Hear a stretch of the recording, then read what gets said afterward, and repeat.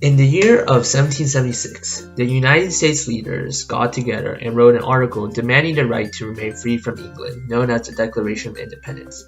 In the specific article, there's a very famous quote written as, "We hold these truths to be self-evident, that all men are created equal, that they are endowed by their Creator with certain unalienable rights, that among these are life, liberty, and the pursuit of happiness."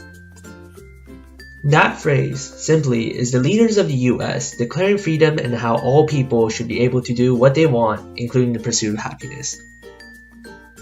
However, is happiness something we should actively be pursuing? Who doesn't want to be happy, right? We give presents and words of comfort for those under a lot of stress. We try to improve our lifestyles, make friends, do activities to all make our life more enjoyable. After all, happiness is something that we all want, right? Certain cultures would disagree with you. While happiness is seen in modern culture to be one of the most important things to have and seek, a lot of people from different areas hold other opinions. In the Taoism culture in China, being happy has been said to have misfortunes more likely to befall you. For example, maybe getting lucky and finding a $20 bill on the ground might cause other unlucky situations to happen, like losing your keys.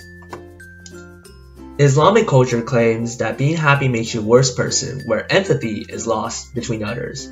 That a successful businessman who is content with his life might be siphoning others' money in unfair means to be happy himself. Actively having the goal and idea that having more money will lead to happiness generally leads to less happiness, as seen in this chart. That's a lot of reasons to not seek happiness. While some examples that are shown here may apply to only certain situations with certain things in mind, in general, some cases of seeking happiness and being happy have not been very successful. So with that in mind, should we actively try to be happy?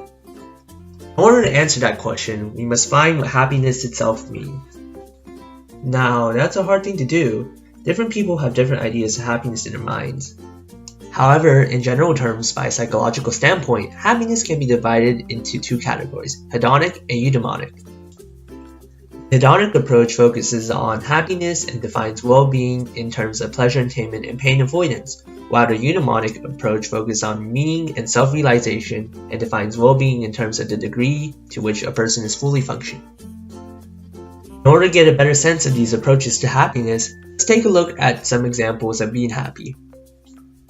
Lollipop offers happiness through sugary means. From a hedonistic approach, this is a good example of happiness. Tasty food equals happiness equals good. From a eudaimonic approach, eating a lollipop doesn't achieve any self-realization and meaning, so it's useless in terms of happiness. This is true if you eat too many lollipops. Eventually eating one more becomes meaningless, and you probably want to switch to another candy to achieve more happiness. A significant relationship can also offer happiness. A relationship requires time and effort to maintain, and can be hard to form. However, a relationship can be extremely rewarding, as it can lead to more friends and some very special and happy times. The relationship might not result in happiness in the time making, which make it not the best in terms of hedonic happiness. However, in terms of eudaimonic happiness, a relationship gives meaning and more well-being in how one is functioning. In easier words, hedonic happiness is temporary and short-lived, just like eating a lollipop, while eudaimonic happiness is more prolonged and permanent, just like forming a relationship. Hedonic happiness is short-lived happiness, and eudaimonic happiness is contentment and self-fulfillment. Now that we have a clear idea of happiness being split into hedonic and eudaimonic, let's find out if we should pursue only one, both, or neither. Let's talk about hedonic happiness. Hedonic happiness is very beneficial. Generally found in the small things in life, they are provided to make us happy.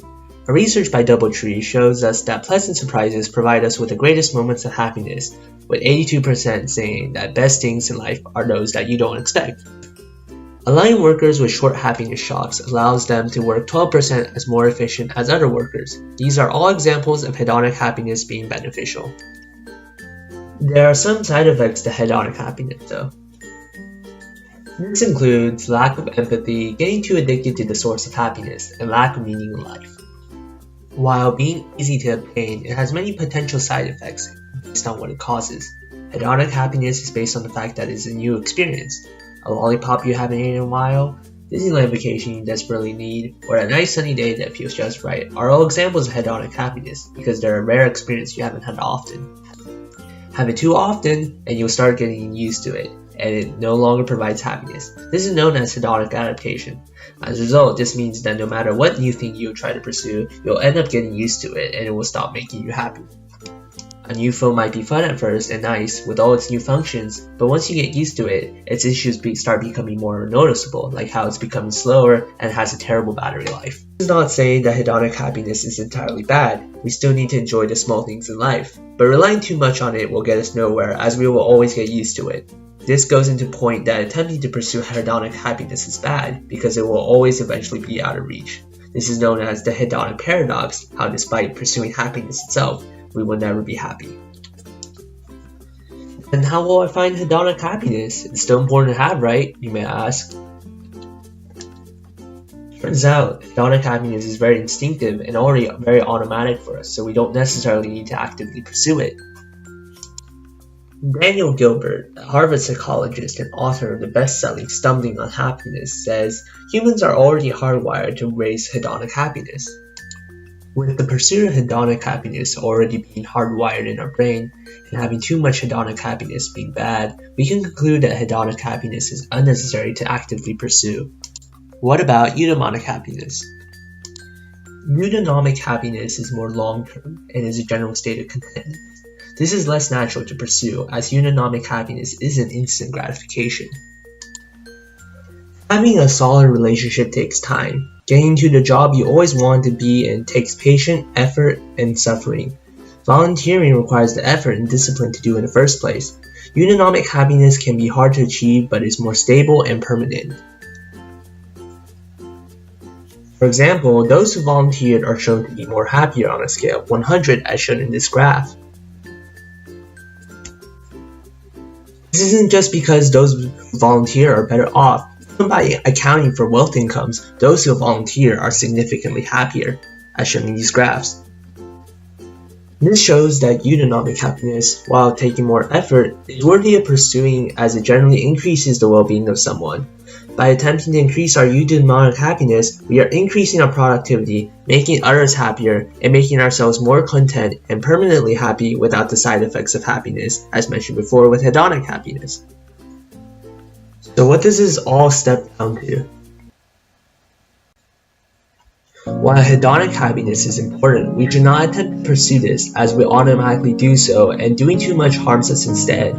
Instead, eudaimonic happiness is worthy to pursue for, as it is a lot more tougher to do but more rewarding. So in conclusion, to answer your question, we should try to pursue happiness, but instead of trying to directly pursue it, which gives us hedonic happiness, we should actively attempt to do more fulfilling activities such as volunteering, improving our lives, learning a new skill, which makes us happier eudaimonically. So next time you're feeling down, maybe push that lollipop aside and try to go outside, talk to a friend, or try another challenge. You might end up happier instead.